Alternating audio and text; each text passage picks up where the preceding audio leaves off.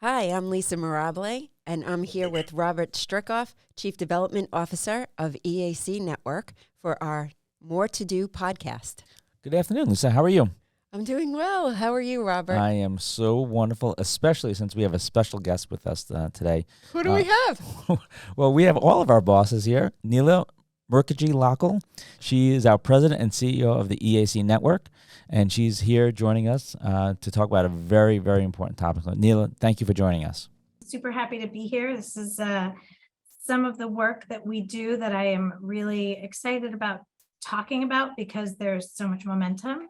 And so I'm super happy that we have Dr. Fernandez here with us today to really be our resident expert, if you will, in this area on this topic, and specifically around the work that EAC Network is doing in the space of criminal justice, behavioral health, alternatives to incarceration, and really helping our communities to be safer. That's right. We have the clinical director for the Queen's TASC with us today, right? And we address him as Dr. Fernandez. Is that correct? He earned it. He's Dr. Fernandez. I like calling him Dr. Fernandez.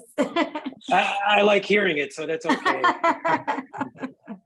Well, you worked hard and you've earned it. So welcome, Dr. Fernandez, to the More to Do podcast. Thank you very much for having me on, and I'm really glad to be sharing this space with everyone. In particular, Neela, because we have been talking and she has been meeting with the borough programs to really lend support and more direction for our ATI criminal justice work, which is a breath of fresh air. It's not like it hasn't happened, but it's great momentum for the staff to see that.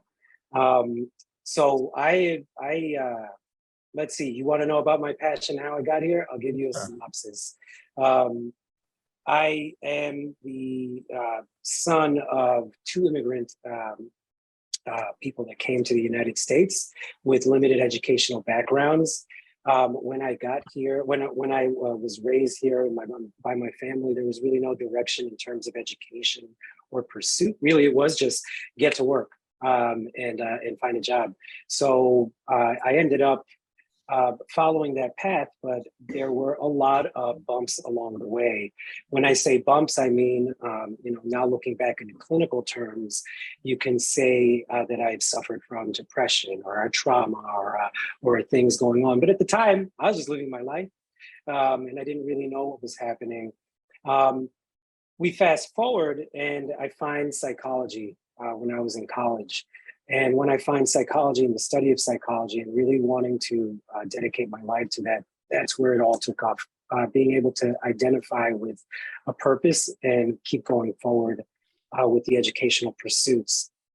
I've done my training on inpatient psychiatric units, North Central Bronx Hospital, and I worked at Lincoln Hospital. These are city hospitals that serve underserved communities. And really what I've refined my purpose to do was to provide services to those that otherwise would not have access to those services. So that can apply to many different areas. That's why I stayed in the outpatient in the Bronx. When I had the opportunity to become the clinical director in Queens, I had forensic experience, but it wasn't my life's work. EAC helped me develop this into my life's work, where now I'm the clinical director of the Queens TASC and CRAN program. I also have a private practice working on federal cases, but again, this is all kind of in the same space, being able to provide these types of psychological services that otherwise would not be accessible to the populations that we're offering them to. Yeah. So Lisa and I have done 5 or 6 of these podcasts. Yes. And every dedicated, talented staff member that we talk to tells us about acronyms, right? Yes. This acronym, that acronym, EAC, we're full of acronyms. So you mentioned a few. If you could talk a little bit about what is Queen's TASC and what is Queen's CRAN, if you can talk a little bit about that, right? The TASC program is the one I'm most involved with heavily. And TASC was started, I believe, in the late 80s, and it stands for Treatment Alternatives for Safer Communities or something in that ballpark. Things change. Similar to EAC, things change. And the idea was that the jails in the New York City were becoming overflowed with people that were abusing substances. It was a revolving door. right? So our jails in the 80s and 90s, due to the crack epidemic, were overflowing.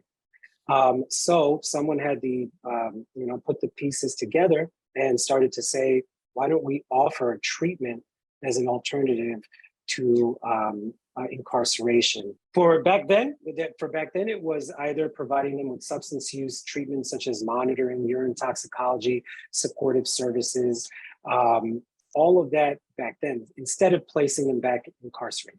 Okay. Because it was just a big revolving door. And of course, lo and behold, what you saw is that when people were being offered treatment, their recidivism lowered. And so that was assisting. The 2000s, I think it was 2011-ish, EAC, under the leadership with Dr. Rotter, Merrill Rotter, who's our medical director, started the first mental health court in the Bronx and started to develop that. And essentially with TASC, it was focused predominantly first with substance use. Now we opened it up with mental health. And so essentially in each of the boroughs, we do have a clinical director who's a licensed psychologist that provides forensic psychological evaluations that do a couple of things. But the main thing is to provide a clinical opinion about what might be helpful for a client to lower their risk for recidivism. And we present this plan to all parties, the defense, the DA, the judge. It is a legal determination whether they actually agree to go along with it, but at least they're getting that piece that might be missing from the client's treatment planning, or understand the client as a human. I think that we are talking about people's humanity, and that's what we're focused on, right? Like when we're talking about alternatives to incarceration came from, like it was birthed from this idea that low-level offenders or people who have other needs that could address their criminal behavior were not being addressed. Ooh, right. And so we were sending people to jail for too long and without any kinds of real, like meaningful rehabilitative support and efforts. And so we are at our heart a social service organization. Absolutely. Right? And Yep. so we are focused on people's individuality and their humanity and their dignity and preserving that. Right. In doing that, it just so happens that we are having a very positive effect on public safety because we are getting people the help that they need. We're getting people substance abuse treatment. We're getting them mental health services. We are either helping them to find their way back to work or to find the resources that they need so that they can survive without engaging in criminal activity. Yeah. That's what we do as an agency, whether we're doing it in ATI, whether we're doing it with seniors, whether we're doing it with children, like that's what we're doing. We look at individuals and what do they need. And so I do love that John always calls us a safety net, because we are a safety net in the work that we do, but also in our openness to create new programs to respond to emerging needs, because that's sort of how we've grown to 114 programs. 114, I say 104. It's 114 programs. That's amazing. And I think you bring up and hit the nail really on the head when you're talking about all the wonderful things that EAC does, especially within this one arena. And Dr. Fernandez can tell us and illustrate some of the impacts that we see from these programs, right, Dr. Fernandez? We get two extremes. I'll give you an example of two extremes.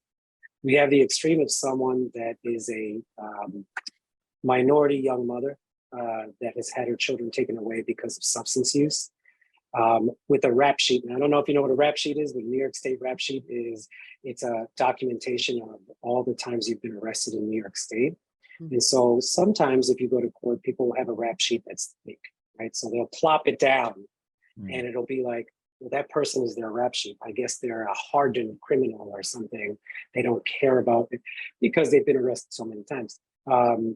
So there's that kind of extreme where you have that kind of a person, and we'll get a referral like that. And when we have the opportunity to really get to the root of the problem, treat the person with respect and dignity, and empower them to have a voice in their treatment planning and meet their needs while also providing clinical interpretation for the courts and for all parties involved, because that's something that's part of our role. You know, to see a success story like that is just beautiful. You know, and when I'm talking about this real case, this person had a rap sheet and that was very big, constant substance use, and had been placed in substance use treatment. But that's just part of the picture, right? Because if she's being arrested for substance use types of offenses, someone might say, oh, look at this, you know, this is part of the system, substance use, send her to program, without really taking the opportunity to say, well, have we treated her trauma? Have we treated her mental health? Have we given the opportunity for medication? Does she have housing? Does she have the opportunity for supportive services for being a young mother? So all of these things we were able to present to the court, and they're given the opportunity. And that's a success story for someone living in a residential treatment program, being able to have that opportunity, and she completed successfully. So to think of that one client, right, that has a long rap sheet, think about the amount of times she's been to an emergency room and how much that does for the system and how that can drain the system. Think about how many times she's been hospitalized or been arrested and incarcerated, been sent for trials. And here we have one time with us where we're able to really look and break down the factors that are associated with recidivism and provide an adequate treatment plan and provide the opportunity. And that client is doing well after our intervention. So that's kind of one of the extremes that we have with client stories. That's amazing. And I know in Queens last year, probably saw 1,000. I think the number is 1,000 clients, and citywide, I think the number is close to 12,000.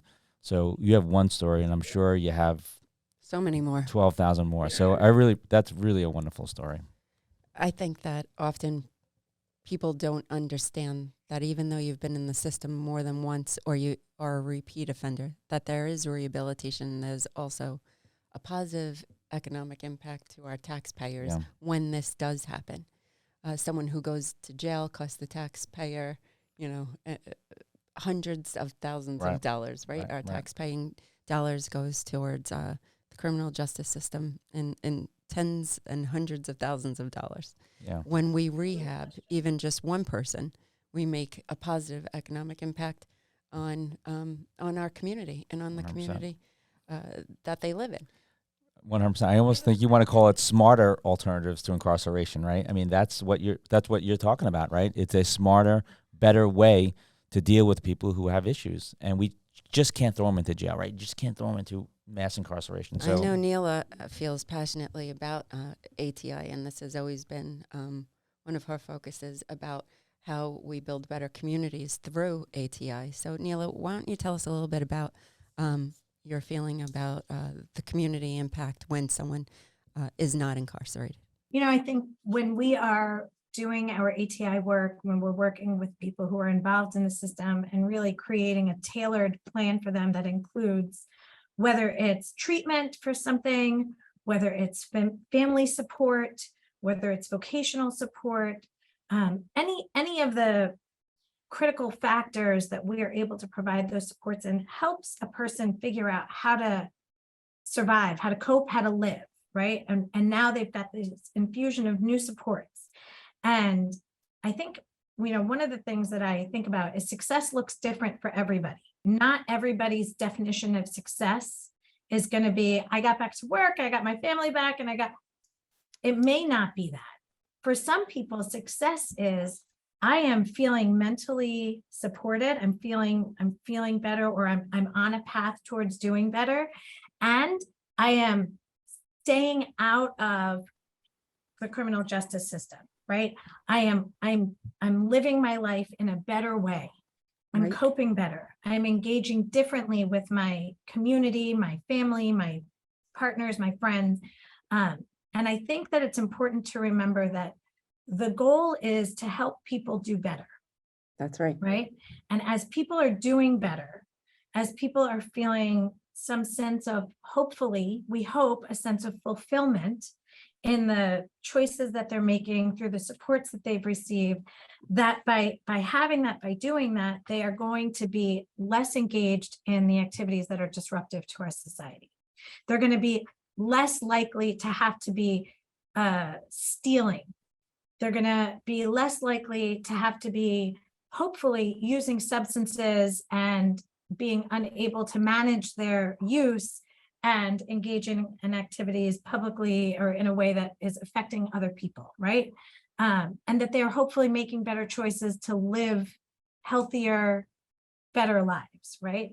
Yeah. So from a community standpoint, again, I think when we're talking about how we empower people and how we're helping people to have a sense of their own accountability, that is helping our communities, in addition to getting people the treatment that they need and the mental health support services that they need, and advocating for what our communities are lacking that could help our community members.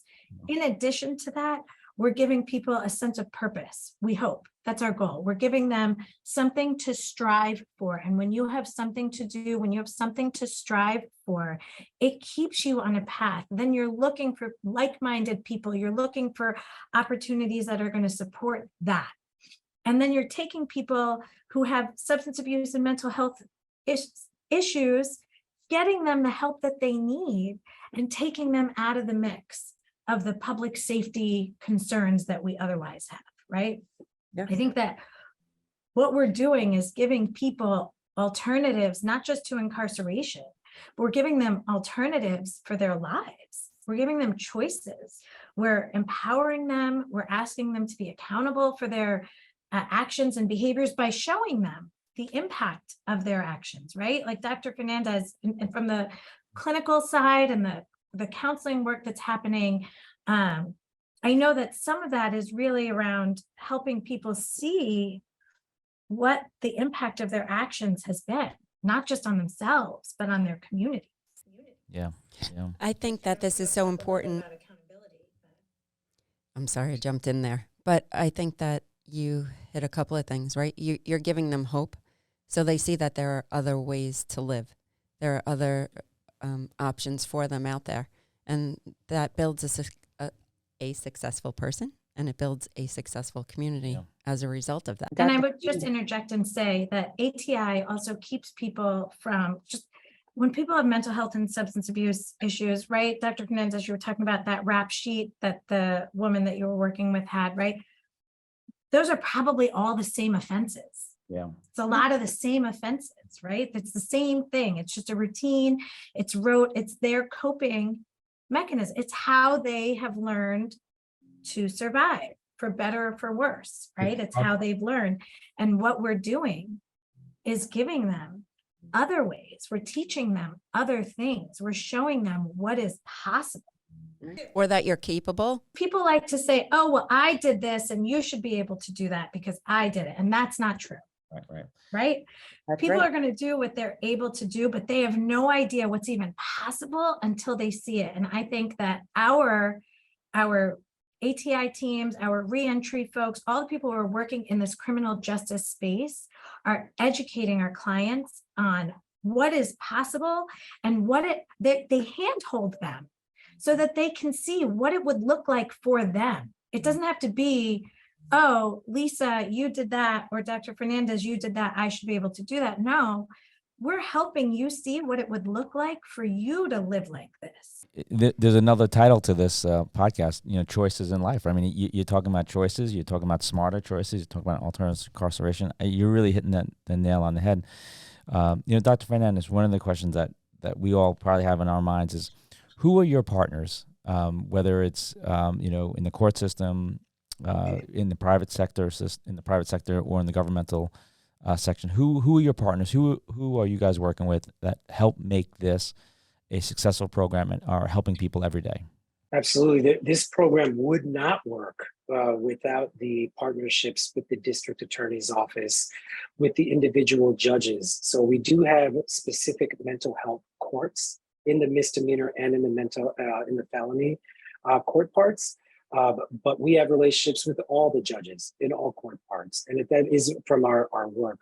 And I can speak about Queens, but I also know that that's how it is in all boroughs. It's The district attorney's office know who we are and the work that we provide. The defense bar knows the work that we do, and they partner with us and referring clients over for our evaluations and recommendations. So these are the different entities that are required. We wouldn't be able to exist without those partnerships or the trust that's established with them for the work that we're doing. If you could wish one more thing that you could hope for within the EAC program, what would it be to make this a success? It's a loaded question because there's so many areas that this is inherently a needy population. And I don't mean that as a blame. I mean that as there's a lot of resources that these clients are lacking. If EAC had a magic wand, we'd be providing outpatient treatment, housing, we'd be providing support in the community, maybe through monitoring directly through ACT team services, things like this. But the thing is, though ACT team, by the way, is a sort of community treatment. I don't mean to throw anybody off. another acronym. That's a certain service that's provided for people with mental health and substance use directly. The treatment goes to them. But my point is that, like, with a magic wand, the thing is, I think if there is one wish, is that we continue to build partnerships with the resources that are already there. And that's, I think, the part that becomes different language. A lot of the time, organizations are putting their names in the hat for same pots of different types of grants and things. And it really puts us in a space that's kind of like, well, I can't work with you, or I can't work.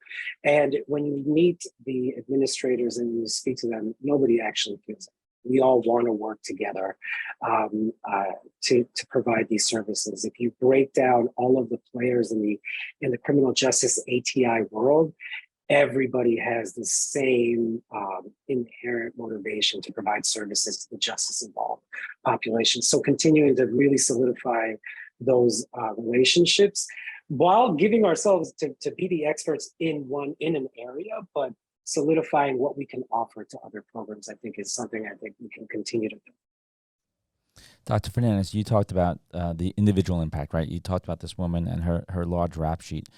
What are the 30,000-foot, what is the big picture impact that you see from this work? Wow, the big picture impact that I see is, so there's a couple. There's, for the individuals that we've serviced, is the empowerment and hopefully a different experience of being involved in the criminal justice system.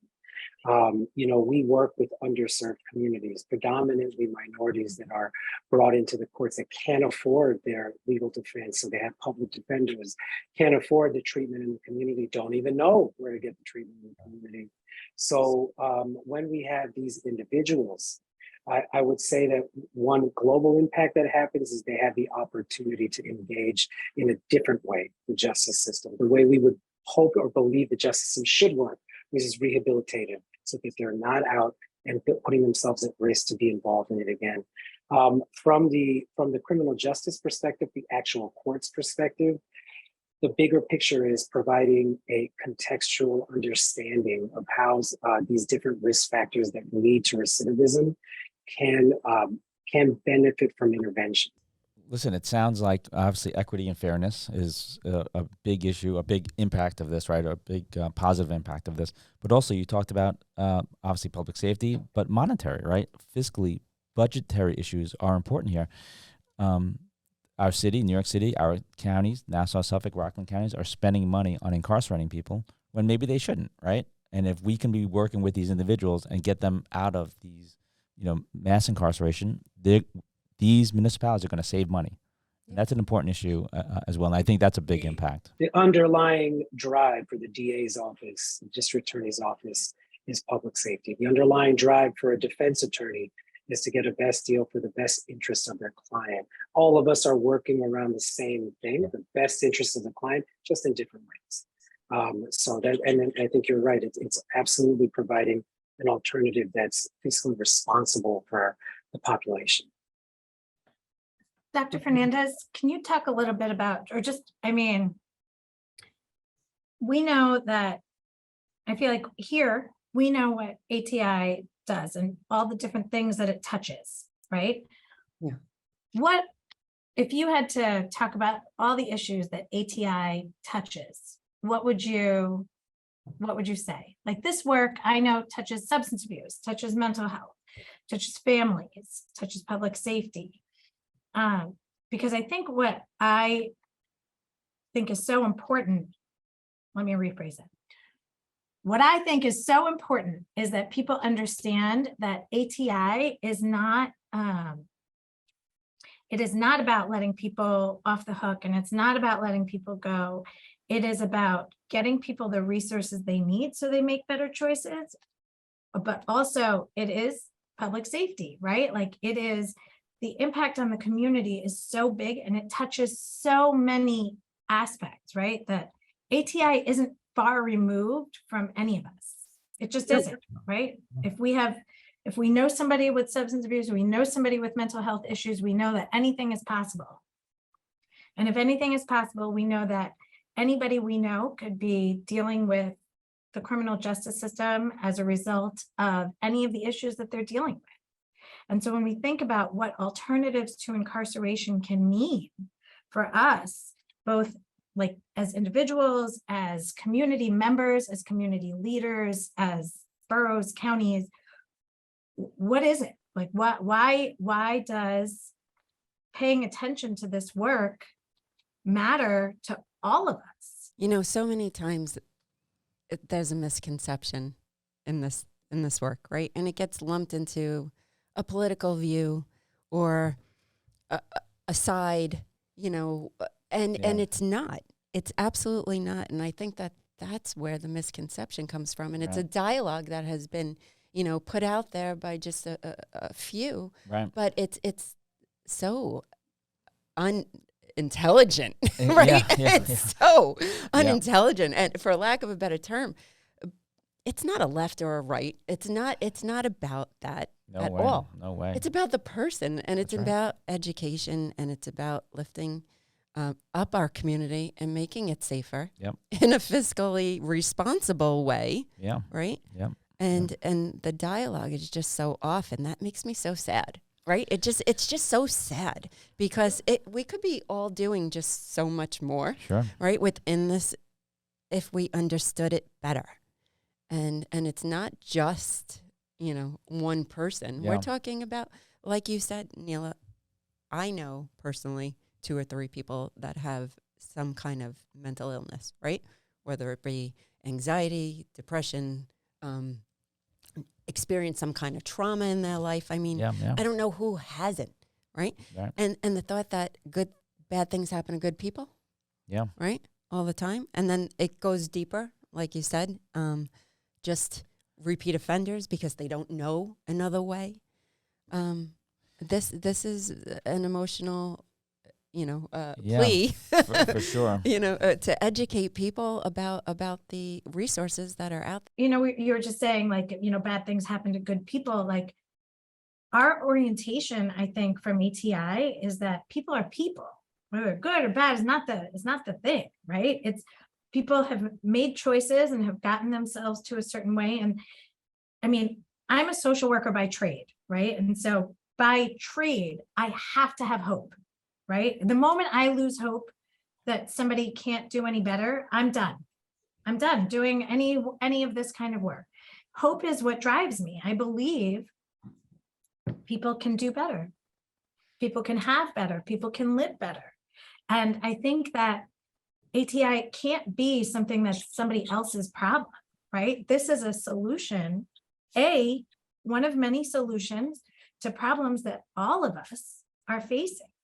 And it's important for all of us to pay attention to this as a tool, as a resource, as a valuable, proven approach to addressing people's personal issues. But then, you know, the ripple effects of that, when you talk about community safety, public safety, like this is huge. This is going directly to the people who are engaging in activities and trying to get them, giving them the resources, providing them the support that they need.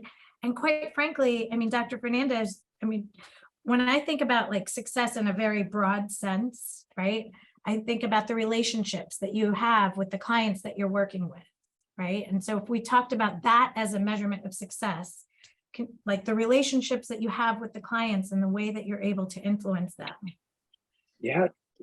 You know, that actually just to talk to that point, a lot of the time with one of the responses I'll get from after people having interactions, clients having interactions with our staff, is that it's their first time that someone asks them about something. So whether it's their history, whether it's their trauma, whether it's their possibility of mental health, what is that? What is symptoms of mania? What is psychosis? It's the first time that somebody's asked them. And I think that just goes a long way. And even if they don't successfully complete a program by the parameters, the fact that they were seen, even if it's for, 10 minutes, gives them the opportunity to be seen. And again, not just as a charge or as a label. I'll tell you, that puts the care into care within our name, right? Empower, right. assist, care. That is the pure definition of care. Lisa talked about this. There's a lot here. There's a lot of issues, a lot of things to deal with. If you are listening to this podcast, I would suggest that you listen to it twice, because I don't want you to miss anything. For more information on EAC and this work, please go to eac-network.org. There's all kinds of information about not only this program, but the other 113 programs that we have. We also encourage you to make a large impact with a very small donation. We're asking you to donate $20.22. Join the EAC network by texting EAC 2022 to 53555 and make a donation of $20.22. A small donation for a large impact. That's right. Well, I learned so much today. Thank you for educating me, because I had no idea. I really didn't. And this is a tremendous program that you run. So thank you, Neela, and thank you, Dr. Fernandez, for all that you do every day. And as we always say, Neela, there's always more to do. That is right. Thank you, everyone. Thank Have you. a great day. Thank you. Bye-bye.